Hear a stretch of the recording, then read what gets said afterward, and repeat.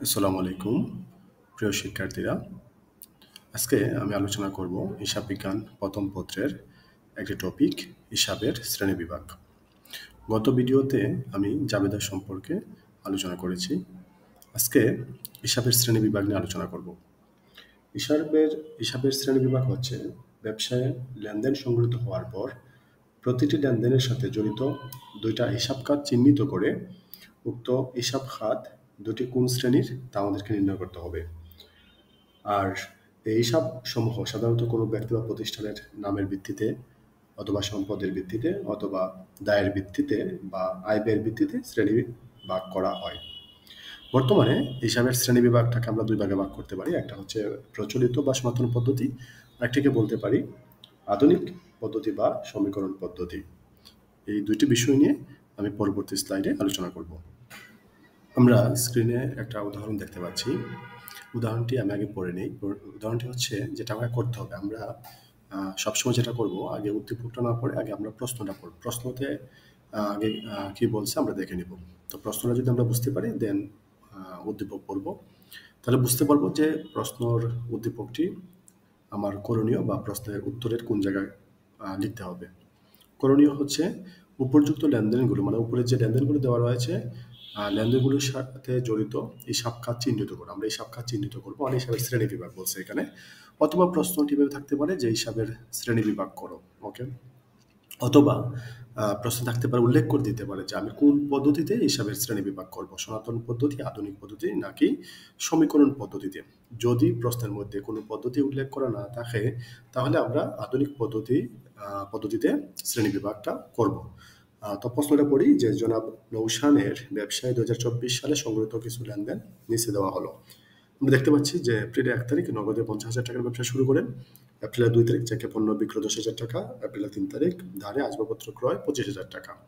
এপ্রিলের 4 তারিখ বেতন প্রদান 7,000 টাকা। আমরা পরের স্লাইডে হিসাবের শ্রেণী বিভাগ কিভাবে করব সেটা নিয়ে আলোচনা করব।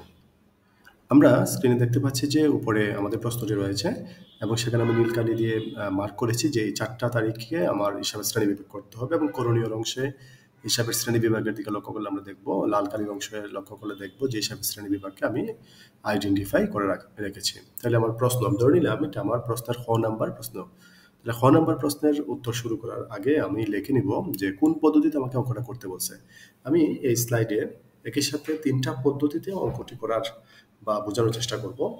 তো এই জন্য আমি লিখলাম যে সনাতন পদ্ধতি, আধুনিক পদ্ধতি বা সমীকরণ পদ্ধতিতে লেনদেনগুলোর হিসাব বা হিসাবের শ্রেণী বিভাগ করা হলো। প্রশ্নে যে পদ্ধতিটা বলবে আমরা শুধু সেই পদ্ধতিটার নাম লিখব।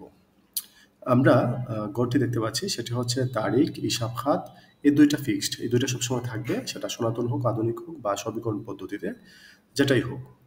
তো এই দুইটা তারিখ সবসময় থাকবে, তারিখ এবং হিসাব খাত। আর 3 নম্বর যে ঘরটি হবে হিসাবের শ্রেণী বিভাগ, সেখানে সনাতন পদ্ধতি হলে আমরা ঘরটির নাম দিব সনাতন পদ্ধতিতে হিসাবের শ্রেণী বিভাগ, আধুনিক হলে বলবো আধুনিক পদ্ধতিতে হিসাবের শ্রেণী বিভাগ, সমীকরণ পদ্ধতি বললে বলবো সমীকরণ পদ্ধতিতে হিসাবের শ্রেণী বিভাগ। মানে হিসাবের শ্রেণী বিভাগের গড়ে যে কোনো একটি গড় হবে। আমি এখানে 3টি গড় একসাথে উল্লেখ করেছি যেন আমরা একই সাথে 3টা পদ্ধতি সম্পর্কে ধারণা পেতে পারি। তো আমরা যদি উপরে জাবেদার দিকে, মানে লেনদেনের দিকে লক্ষ্য করি, দেখবো এপ্রিলের 1 তারিখ বলছিল নগদ 50,000 টাকা ব্যবসা শুরু করেন। এটা যদি আমরা জাবেদা করি, জাবেদা হবে নগদান হিসাব ডেবিট, মূলধন হিসাব ক্রেডিট। সনাতন পদ্ধতিতে নগদান হিসাবটাকে বলা হয় সম্পত্তিবাচক হিসাব, আর মূলধনটিকে বলা হয় ব্যক্তিবাচক হিসাব। আমরা সনাতনের করে সেম নামটা রাখলাম। 1 নম্বরে আমরা উল্লেখ করেছি যে সনাতন, 2 নম্বরকে বলেছি আধুনিক, 3 নম্বরকে বলেছি সমীকরণ পদ্ধতি। আধুনিক পদ্ধতিতে নগদানকে বলে সম্পদ হিসাব এবং মূলধন হিসাবকে বলে মালিকানা সত্ত্ব হিসাব। আর সমীকরণ পদ্ধতিতে নগদান হিসাবকে বলে এ মানে অ্যাসেটস, মূলধন হিসাবকে বলে ওই মানে হচ্ছে ওনার সিকিউরিটি। এপ্রিলের 2 তারিখে বলছে চেকে পণ্য বিক্রয় 10,000 টাকা, মানে আমরা পণ্য বিক্রয় করে চেক পেয়েছি। তো চেকে পণ্য বিক্রয় করে পেলে আমরা বলবো ব্যাংক হিসাব ডেবিট বা বিক্রয় হিসাব ক্রেডিট। তো ব্যাংক হচ্ছে সনাতন পদ্ধতিতে সম্পত্তিবাচক, আর বিক্রয় হচ্ছে নামিক হিসাব অথবা আয় ব্যয়বাচক হিসাব। আর আধুনিক পদ্ধতিতে ব্যাংকে বলে সম্পদ হিসাব, বিক্রয়কে বলে আয় হিসাব। সমীকরণ পদ্ধতিতে ব্যাংকে বলে অ্যাসেটস বা এ, আর বিক্রয়কে বলে ওই মানে ওনার সিকিউরিটি। আমরা জানি যে ওনার সিকিউরিটির উপাদান হচ্ছে আয়। 3 নম্বর হচ্ছে এপ্রিলের 3 তারিখ ধারে আসবাবপত্র ক্রয় 25,000 টাকা। আমরা আসবাবপত্র ক্রয় করেছি, আমরা বলবো আসবাবপত্র হিসাব ডেবিট, আর যার কাছে ক্রয় করেছি সে হচ্ছে পাওনাদার হিসাব ক্রেডিট। তো আসবাবপত্র হচ্ছে সনাতন পদ্ধতিতে সম্পত্তিবাচক হিসাব, পাওনাদার হচ্ছে সনাতন পদ্ধতিতে ব্যক্তিবাচক হিসাব।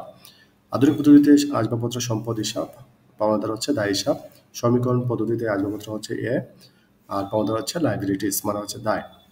এপ্রিলের 4 তারিখে যদি আমরা লক্ষ্য করে দেখবো বেতন প্রদান 7,000 টাকা, তাহলে বেতন প্রদানের জাবেদাটা হবে বেতন হিসাব ডেবিট, নগদান হিসাব ক্রেডিট। বেতন হচ্ছে সনাতন পদ্ধতিতে নামিক হিসাব বা আয় বিভাজক হিসাব, আর নগদান হচ্ছে সম্পত্তিবাচক হিসাব। আধুনিক পদ্ধতিতে বেতন হচ্ছে ব্যয় হিসাব, নগদান হচ্ছে সম্পদ হিসাব। সমীকরণ পদ্ধতিতে বেতন হচ্ছে ওই মানে ওনার সিকিউরিটির আরেকটা উপাদান হচ্ছে খরচ বা ব্যয়, এগুলা ওনার সিকিউরিটির উপাদান। নগদান হিসাব হচ্ছে এ।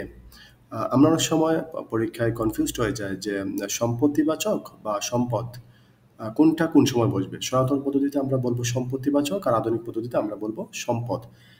আশা করি ভিডিওটি কয়েকবার দেখলে হিসাবের শ্রেণী বিভাগ নিয়ে আর কোনো ঝামেলা হবে না।